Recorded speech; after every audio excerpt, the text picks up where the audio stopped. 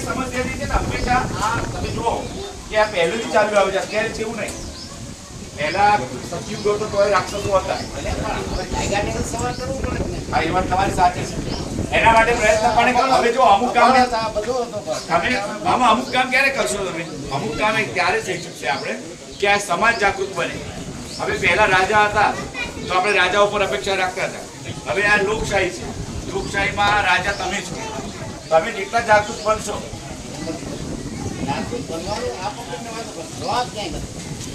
પ્રયત્ન કરો.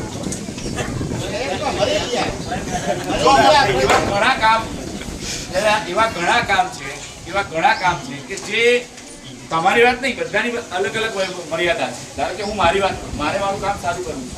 અમારા દજાણીયા સાહેબને ખેતીવાડી અધિકારી તરીકે જરૂર હોય કોઈ સમસ્યા ના એવું કામ નથી. હવે અમે જ્યાં બેઠા છીએ ને 2 દિવસથી 3 દિવસથી જોડે છીએ, અમે ચર્ચા કરીએ છીએ. અમે એક જ હું સરકારમાં રાજ્ય સરકારના વિભાગમાં છું અને સાહેબ છે જિલ્લા કક્ષાએ, એટલે એમની પ્રપોઝલ અમારા સરકારમાંથી મંજૂર કરાવવાની હતી. એમણે એમની મર્યાદા કહી, પછી મેં મારી મર્યાદા કહી. એમ દરેકને આવી મર્યાદા છે. એ મર્યાદાનું સોલ્યુશન અમે સરકારમાં કે વહીવટી તંત્ર કરતા લોકો, જો તમને કહી દઉં, તમે જેવા બનશો એવી સરકાર બનશે. આજે તમને ઉદાહરણ તરીકે આપું તમને કે મેનિફેસ્ટો કોઈ હોય તો અમુક દાખલા કે ઝારખંડ કે છત્તીસગઢનું જો હોય ને તો ચૂંટણીમાં શું વચન આપવામાં આવે? અલગ અલગ વચન આપવામાં આવે કે ભાઈ અમે 2 રૂપિયા કિલો ઘઉં આપીશું, 3 રૂપિયા કિલો ચોખા આપીશું, એવી જાહેરાત આપે. અને અમુક રાજ્યોમાં જ્યાં શિક્ષિત હોય તો ત્યાં તમે રોજગારી આપીશું, આમ આપીશું, આમ. એટલે દરેક જગ્યાએ મેનિફેસ્ટો અલગ. એટલે કેમ? કારણ કે ત્યાંના લોકો એનાથી ખુશ છે. એમ અહીંયા તમે જેમ જાગૃત છો એમ બીજા 10 વ્યક્તિઓ જાગૃત થશે, એવું સમર્થન થશે ત્યારે દરેક વસ્તુ ફરે. અને અમુક કેવું છે કે આજુબાજુમાં બધું જ છે. કારણ કે બધાને ખબર છે જ્યારે પીવે છે કોઈ ખબર છે તો કેમ આ પીવે છે, તો આ આપણી પણ કોઈ દાયિત્વ છે. ઉપર લખેલું હોય છે, સિગારેટ ઉપર લખ્યું છે સિગરેટ સ્મોકિંગ ઇઝ ડેન્જરસ, કે એનાથી કેન્સર થાય છે. તમાકુની પડીકી છે એના માટે લખ્યું છે કે એનાથી કેન્સર થાય. તો પછી અટકાવવાની જવાબદારી કોની? આપણી કે બીજાની? એટલે આપણે શરૂઆત આપણાથી કરવી પડશે. આપણે જો એક વસ્તુ એવી છે કે તડકો લાગે, મેં સરસ વાક્ય આ 2-3 દિવસમાં સાંભળ્યું કે તડકો લાગે તો આપણે આ ધરતી છે ને એને મઢવા નહીં જઈ શકીએ, આપણે ચપ્પલ પહેરવા પડશે. એ જ વસ્તુ તમારે કરવી પડશે આમાં કે તમારે તમારા ઘરમાં અને આજુબાજુમાં તમારી જ્યાં પહોંચ છે ત્યાં આ વસ્તુમાં જાગૃતિ કરશો. મળશે જ નહીં ખરીદનારો તો ક્યાંથી વેચશે? પ્રશ્ન એ છે. એટલે હું વધારે વિનંતી કરું છું, એવું તમે જે કહો છો એ વહીવટી મર્યાદાઓ ક્યાંક હશે. સરકારના તો સતત પ્રયત્નો હોય, પણ ઘણી વાર મેં તમને કહ્યું એ પ્રમાણે આસુરી શક્તિ હોય ને એ વર્ષો એ સતયુગથી તમે જુઓ. આસુરી શક્તિ, ભગવાન રામ હતા તો એ રાવણને હરાવતા રામને આંખે પાણી આવી ગયા હતા કે નહીં? એટલે આસુરી શક્તિ એ દૈવી શક્તિ કરતા પ્રમાણમાં વધારે એ હોય. એટલે એ મર્યાદા ભગવાન કૃષ્ણને નડી, ભગવાન રામને નડી, તો પછી આપણને તો નડે ને. બરોબર? એટલે એ સમસ્યા રહે, પણ આપણે જે છે સાચું જે છે એ પકડી રાખવાનું અને આપણી આજુબાજુ સાચું ફેલાવવાનું. સાચા માણસ હેરાન જ થાય. નરસિંહ મહેતા હેરાન જ થયા. તો સમાજને તમારે ખરેખર તમને ચિંતા હોય ને આપવું તમારે હેરાન જ થવું. જેટલા લોકો સારા છે એ હેરાન થયા છે, તમે સારા તો તમે હેરાન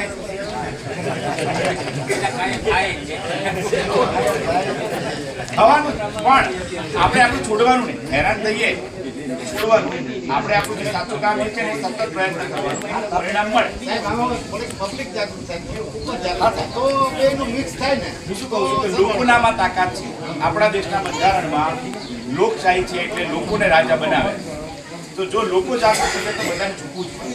એવા ઘણા નિર્ણયો તમે જોયા હશે કે ક્યાંક ખેડૂતોને એવું લાગ્યું હોય કે એવું ઘણા બધા આંદોલનો થયા, તો ક્યાંક એવું લાગ્યું તો સરકારને એમાં પણ તમને આનું મહત્વ નથી. બીજું બધું ધારો કે તમારું જે પાણી અટકી જાય ચલો તો તમે બધા રસ્તા ઉપર આવી જાય. પાણી અટકી જાય બધા રસ્તા ઉપર આવો ના આવો અને સરકારની સામે આવો. પણ હવે ધારો કે આવી સમસ્યા તમને ક્યાં દેખાય છે કે ભાઈ અહીંયા આ વેચાય છે કે અહીંયા આ વેચાય છે, તો તમે રસ્તા ઉપર આવો છો કારણ કે તમે ચલાવી લો છો એટલે ચાલે. એટલે બધા સમૂહની આ સામૂહિક ભાવનાની વાત. તમારી જેમ જેટલા સારા માણસો છે એટલે યાદ રાખજો એક સરસ વાક્ય છે કે દુર્જનોની દુર્જનતા કરતા સજ્જનોનું મૌન વધારે ઘાતક છે. સારા માણસો મૌન રહે ને એ વધારે ઘાતક હોય છે, એનાથી તકલીફ થઈ. સારું કરવું અઘરું છે. તમારે આ ફેંકી દેવું હોય, માટી છે ને આ દાખલો તરીકે ઘડું છે પણ પૂરી દેવો છે તો હાલ મૂકી જાય. પણ મારે ઘડું બનાવવું હોય તો કેટલી મહેનત, એટલે આપણે ઘડું બનાવવાની વાત છે. બીજું કઈ કોઈને કોઈ સમસ્યા કેવું ઉપરથી બધું બરોબર પ્રોપર?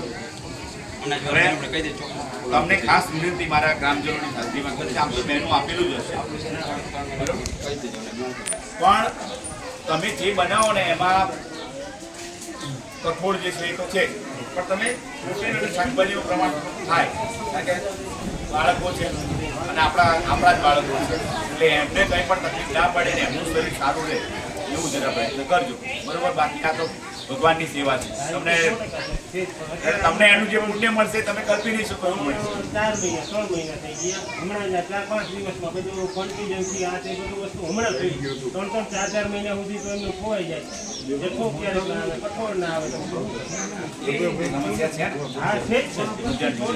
અને ક્યારેક આવે તો તમે પીસી ના શકો કોઈ કામનો હું એ લખું છું, એ વાત પહોંચાડું છું કે જથ્થો પૂરતો નથી આવતો બરોબર. એ વાત નથી આવતો, કોઈ કોન્ફિડન્સી ના આવે. મધ્ય ભોજન કર્મચારી એટલે હું એના ઉપર જ હલાવવાનું. 3-4 મહિના કેમ આ સમસ્યા કેમ છે? ઉપરથી જથ્થો ના આવે ભેગો પછી આપે પછી લોકો 4 મહિના ભેગી તો સારા મધ્યાહન ભોજનની સમસ્યા છે. કઈ વાંધો નહીં, હું છે ને મેં પછી ગામ લોકોને શું જવાબ દઈ શકું? એટલે મેં બધાને પૂછ્યું ને કે મારે સરકારની અપેક્ષા છે કે અમે તમને જે તકલીફ છે એમને સુધી પહોંચાડી, તો આ વસ્તુને હું પહોંચાડું. અમારાથી જેટલા બને એટલા પ્રયત્નો કરી પછી અમે તો શું કે કેવડા કર્મચારી ના ના ચોક્કસ હું એ પ્રયત્ન કરું છું અને વાત કરું છું બરાબર, ચોક્કસ. અને જો બીજું કંઈ નહીં કહેવાનું, પણ આ બહુ મોટું પુણ્યનું કામ છે. એ તો સર ગામ લોકો છે બધા જાણે છે, બાળકોને પૂછી દો એમ. ગયા વર્ષે સાહેબ અમારે લગભગ 40 કૃષિ ભોજન થયું છે. અમે બહારથી નથી આવતા, ક્યારેક બહુ મુશ્કેલી હોય તો લેવી, બાકી અમારે ભાઈ જ બનાવતી બધું અહીંયા ટોટલ છે. અહીંયા સામાન એનું ઘરનું અહીંથી શાકભાજી લેવાનું, અહીંયા બનાવી જેટલી બને એટલા પ્રયત્નો કરીએ. અને આજે તમે કહો છો ને હું ત્યાં પહોંચાડું છું બરોબર. એ તમે કરો કારણ કે જથ્થો એને મળવું ટાઈમ નથી હોતો, મળે એટલે એ નિયમિતતા આવે એના માટે સૂચન માંગ્યું છે સરકારમાંથી, સૂચન માંગ્યા છે તો એમાંથી આ વસ્તુ ગામ લોકો કોઈ ન પ્રશ્ન કરે તો અમારે પાસે જવાબ તો શું દેવાનો? અમારી પાસે બીજું ગ્રામજનોને વિનંતી કે આવી ક્યાં મર્યાદા હોય, મેં ઘણા ગામમાં જોયું કે આવી જ્યાં વહીવટી મર્યાદા હોય ને ત્યાં ગામવાળા ભેગા થઈને સરકાર આપે છે. તો તમારે સમસ્યા પ્રશ્નો પૂછવા કરતાં સમસ્યાનું સોલ્યુશન કેમ આવે એવા પ્રયત્નો તમે કરજો બધા બરાબર. સરસ, ચાલો ધન્યવાદ, બધા મજા આવી, સરસ લાગ્યું તમારું.